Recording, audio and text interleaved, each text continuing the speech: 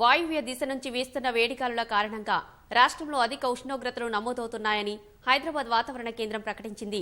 రాష్ట్రంలోని అన్ని జిల్లాల్లో 40 డిగ్రీలకు పైగా ఉష్ణోగ్రతలు నమోదవుతున్నాయని వాతావరణ శాఖ సంచాలకురాలు డాక్టర్ నాగరత్న తెలిపారు.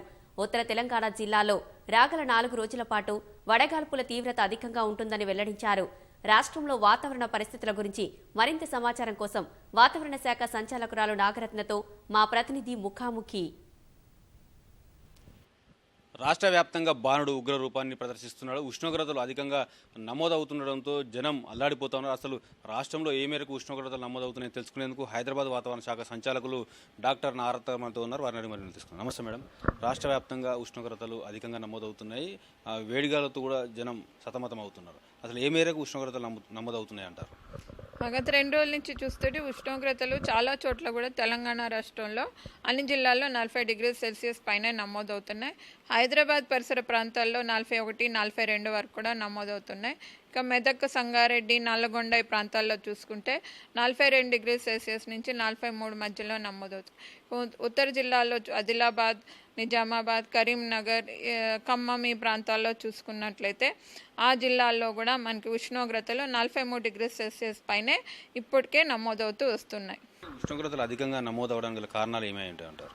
ఎక్కువగా గరిష్ట ఉష్ణోగ్రతలు నమోదవడానికి కారణం మనకి వాయు దిశ నుండి వేడి గాలులు అవి రావటం, అట్లాగే ఒక యాంటీసైక్లోనిక్ సర్క్యులేషన్ అది ఫార్మ్ అవుతూ ఉండటం, అట్లాగే మనకి బే ఆఫ్ బెంగాల్ నుంచి రావాల్సినటువంటి తేమ రాకపోవటం, ఇట్లాంటి కారణాలు ఉండటం వల్ల ఈ తేమ శాతం తగ్గిపోయి మనకి నేల ప్రాంతం అంతా కూడా వేడెక్కి ఉండటం వల్ల మనకి 2 రోజులకి మనకి అది మరింత వేడెక్కి గాలి అంతా కూడా వేడితో ఆవరించి ఉండటం వల్ల ఇట్లాంటి సిచ్యువేషన్స్ ఉండే అవకాశాలు ఉంటాయి. రాగల 4 రోజుల పాటు రాష్ట్రంలో వడగాల్పు తీవ్రత అధికంగా ఉంటుందని చెప్పారు. ఏ జిల్లాలకు హెచ్చరికలు జారీ చేశారు?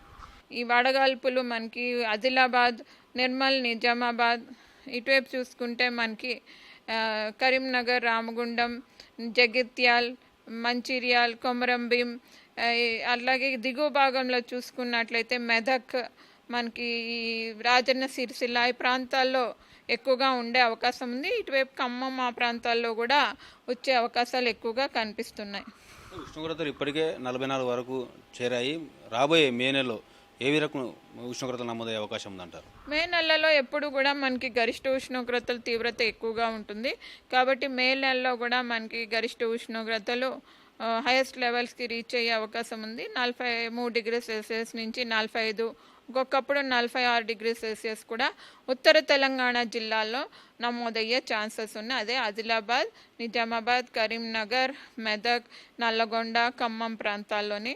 అట్లాగే మనకు చూసుకుంటే హైదరాబాద్ పరిసర జిల్లాలు, మహబూబ్ నగర్ ఈ ప్రాంతాల్లో కూడా మనకి 40 డిగ్రీ సెల్సియస్ నుంచి 43 వరకు కూడా నమోదయ్యే అవకాశాలు ఉంటాయి.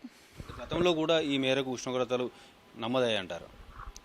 మనకి హైయెస్ట్ వాల్యూస్ ఖమ్మంలో కూడా 48.6 డిగ్రీ సెల్సియస్ వరకు కూడా నమోదవటం జరిగింది. ఇట్లాగా మనకి పలు చోట్ల 47 డిగ్రీ సెల్సియస్, 46, అలాగే హైదరాబాద్ చూసుకుంటే 43 కూడా నమోదవటం జరిగింది.